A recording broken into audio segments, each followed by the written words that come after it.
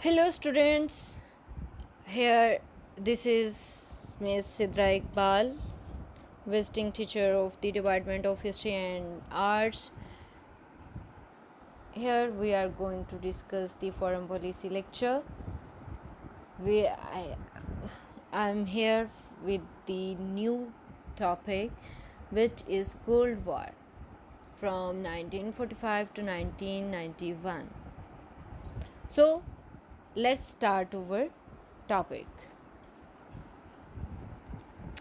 First of all, the topic of this lecture is Cold War. This is very important topic, so be attentive. Actually, this is very lengthy and detailed topic. That's why I divided this topic into two lecture. Basically, Cold War has three phases. So in first lecture, we will discuss causes of war and first phase of Cold War, and the remaining two phases we will discuss in next lecture. So now we started off lecture, and I requested to you guys, please be attentive. First of all, I gave you the concept of Cold War. What was it and why it is called Cold War, why it is not called Hot War. So let's start.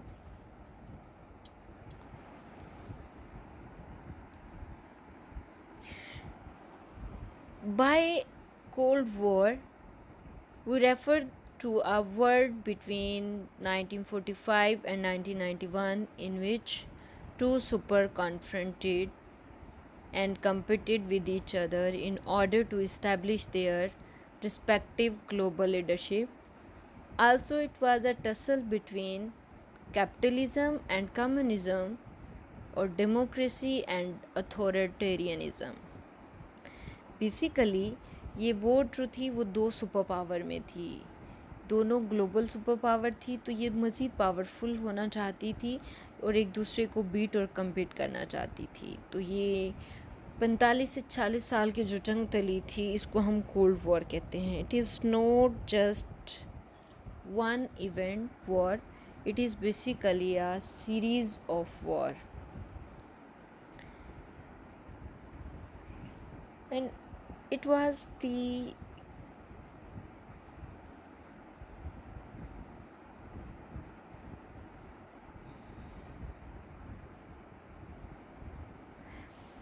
it was a tussle between capitalism and communism. Basically, there is two superpower, America USA and Russia USSR.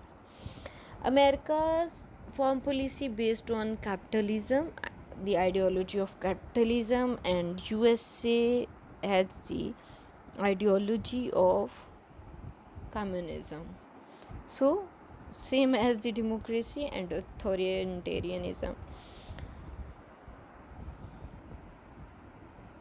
So, if we discuss the post World War II scenario, the most important outcome of World War II was the emergence of two superpowers, the United States and the Soviet Union.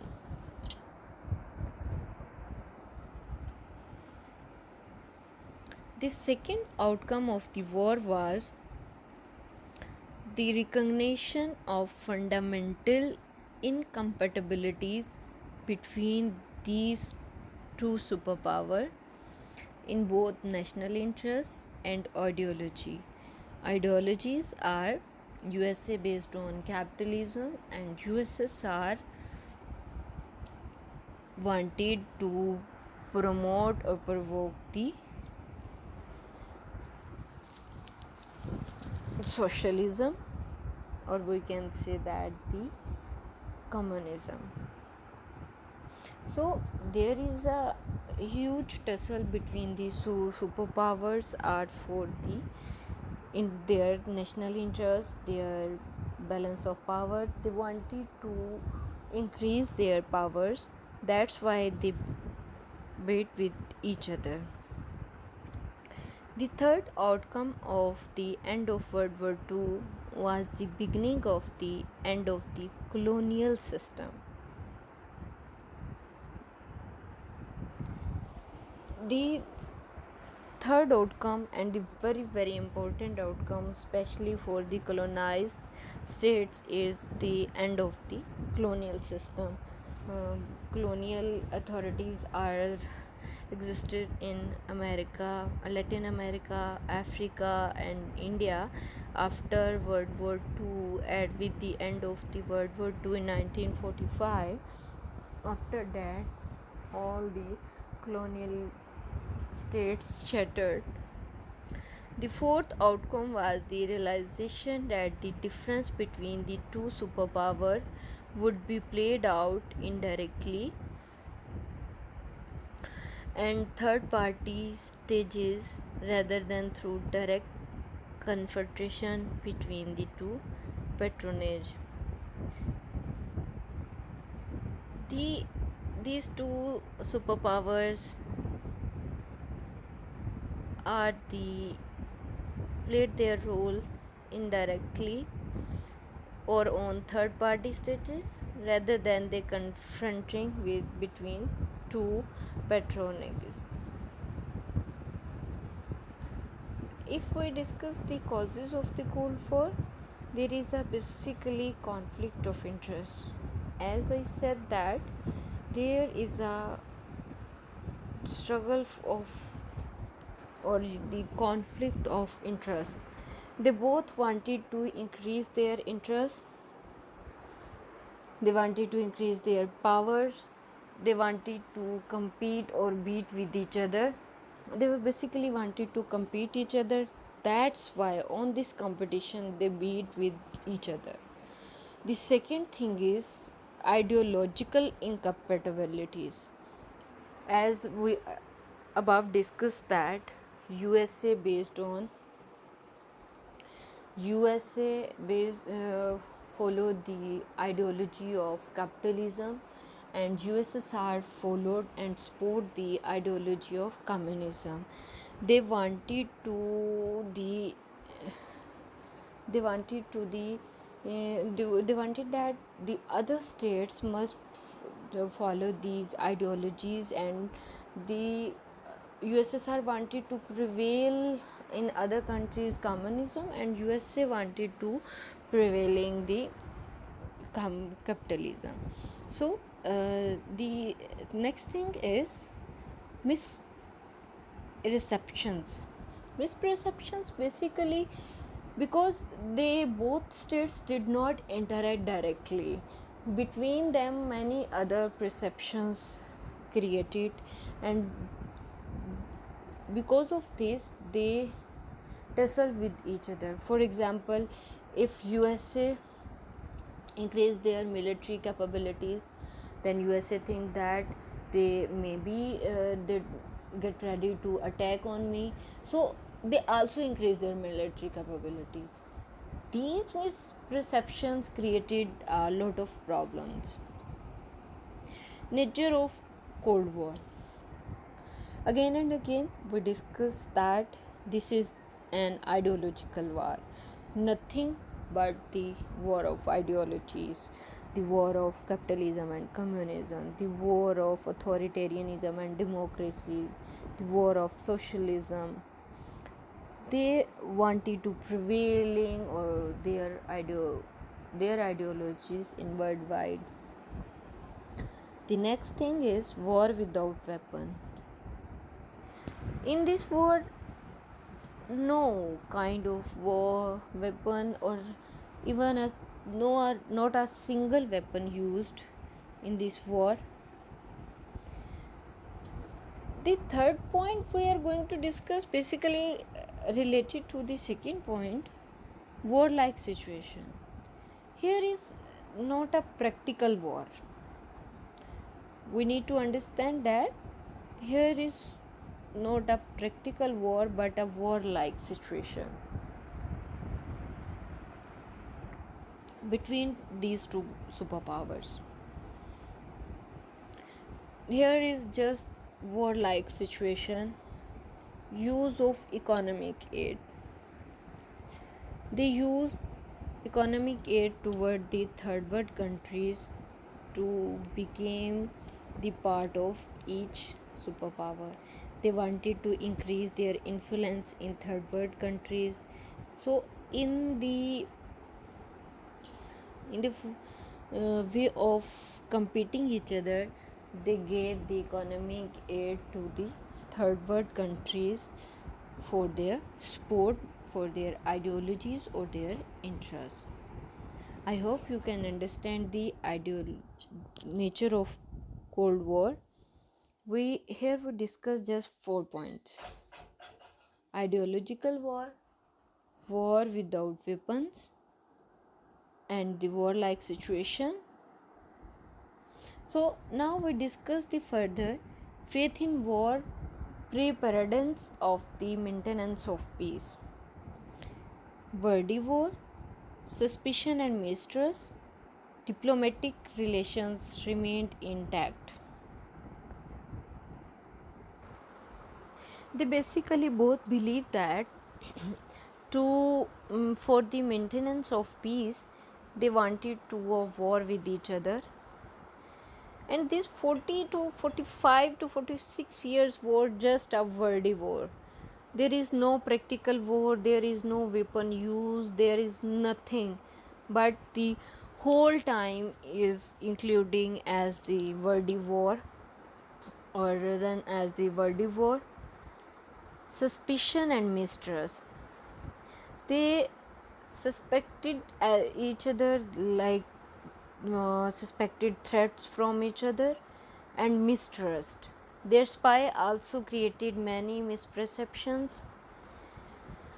जैसे कि मैंने आपको पहले बताया कि अगर USSR अगर अपनी मिलिट्री कैपेबिलिटी बढ़ाता तो यूएसए को ये ख़तरा लाहक हो जाता कि ये मिलिट्री कैपेबिलिटी जो बढ़ा रहा है तो ये मेरे ऊपर शायद अटैक करना चाह रहा है, तो उसके लिए यूएसए भी अपनी मिलिट्री कैपेबिलिटी को बढ़ाने की तरफ चला जाता। एक दूसरे के ऊपर किसी भी किस्म का कोई एतबार नहीं था, मिसट्रस्ट बहुत ज़्यादा था। Diplomatic relation remained intact, but उनके मतलब फॉर एग्ज़ाम्पल जो डिप्लोमेटिक रिलेशंस थे वो एज इट इज़ जो है वो रहे। Now I hope you can understand the nature of cold war. Now we are going to discuss the means of cold war कि एक्चुअल में कोल्ड वॉर का मतलब था क्या। Number 1 is propaganda. Cold war कुछ भी नहीं थी स्वाय एक प्रोपेगंडे के। ये वॉर का जो प्रोपेगंडा किया गया था वर्डी वॉर का, इसमें ना तो किसी किस्म का कोई एक भी इवेंट इस तरह से मौजूद है और ना ही कोई ये प्रैक्टिकल वॉर थी। This is just a paper without war without weapons और a wordy war. Number 2 is diplomacy. Basically ये इनकी एक डिप्लोमेटिकल स्ट्रेटजीज थी। They wanted to gain their interest, they wanted to increase their power, so diplomatically they created problems for each other. The number 3 is spying. As we already discussed that the spies also created problem for each other. They whole trusted on their spies and their spies misperspective or misunderstandings develop with each other. The next thing is economic aid. अब दोनों का मकसद क्या था कि ये third world countries की तरफ इकोनॉमिक एड का यूज़ करते थे ताकि जितनी भी थर्ड वर्ल्ड कंट्रीज़ हैं उनको ये अपने साथ मिला सकें, उनको ये कैपिटलिज़म या कम्युनिज़म की सपोर्ट में ला सकें। इसके लिए वो थर्ड वर्ल्ड कंट्रीज़ को एड देते थे और अपनी जो एक स्ट्रेंथ है उसको बढ़ाने की कोशिश में थे। The next thing is power play. So this is nothing, just the display of the power. They wanted to show themselves more powerful from each other. USA wanted to prove I am the I'm a superpower and the strongest superpower. And same as the USSR wanted to prove herself as a powerful superpower. So this is just a power display. Here is the phases of Cold War. Cold War era can be divided into three chronological phases. First phase, that's called the confrontation. First phase from 1945 to 62. Second phase, which is counted from 1963 to 78, from coexistence to detente. Third phase 1979 to 91, from renewed confrontation to rapprochement. This time period is from 1979 to 1991. Here is three phases of the Cold War. So now we are going to discuss the first phase of Cold War. First phase, called the confrontation, is from 1945 to 1962. Expansionist activities of Soviet Union. Russia used its newfound power to solidify its sphere of influence in the buffered states of Eastern Europe. The Europeans, together with their US ally, were more interested in fighting communism than in retaining control of their colonial territories. The United States put the nation of containment into action in the Truman Doctrine of 1947. Again वही बात हो रही है कि ये लोग इतने ज़्यादा यूरोपियन जो हैं वो together with their US allies busy थे कम्युनिज़म के साथ जंग करने के बजाय कि ये अपनी कॉलोनियल जो टेरिटरीज थी उनके कंट्रोल को रिटेन करते. The United state put the nation of containment in action into Truman Doctrine of 1947. Here we need to understand that what is the Truman Doctrine. Truman Doctrine is that the principle that the US should give support to countries or peoples threatened by Soviet forces or communist insurrection, first expressed in 1947 by US President Truman in a speech of Congress seeking aid for Greece and Turkey. The doctrine was seen by the communists as an open declaration of the Cold War. अब उसने अपनी speech में जो चीज़ें use की थी तो उसको यूएसएसआर ने कम्युनिस्ट जो हैं उन्हें समझा कि ये तो हमारे ख़िलाफ़ एक ओपन डिक्लेरेशन है कोल्ड वॉर का. After the Soviets bloc western transportation corridor to Berlin, containment became the fundamental doctrine of US foreign policy during the Cold War. So Churchill's Fulton speech 1946 about Iron Curtain. In this speech, Churchill underlined following point that pinpoint Russian threat. Iron Curtain had descended across Europe from the Stettin to Thrace. Behind it, the Soviets were building an empire in Eastern Europe. Beyond it, they were attempting to project their power by directing communist parties in Western Europe to work against elected government, formulation of NATO and division of Germany. First phase हो Korean crisis and its effects, nuclear explosions by Soviet Union, formulation of SEATO and Warsaw Pact, construction of Berlin Wall and its effects. These are the outcome of the first phase in World War One. In first phase these steps are taken. Korean crisis हुए और उसके impacts, फिर nuclear explosion जो है Soviet union की तरफ, फिर सेटो और वार्सा पैक्ट जो हैं हुए, उसके अलावा जो है कंस्ट्रक्शन ऑफ बर्लिन वॉल और उसके इम्पैक्ट्स हैं. Thank you so much students. I hope you can understand.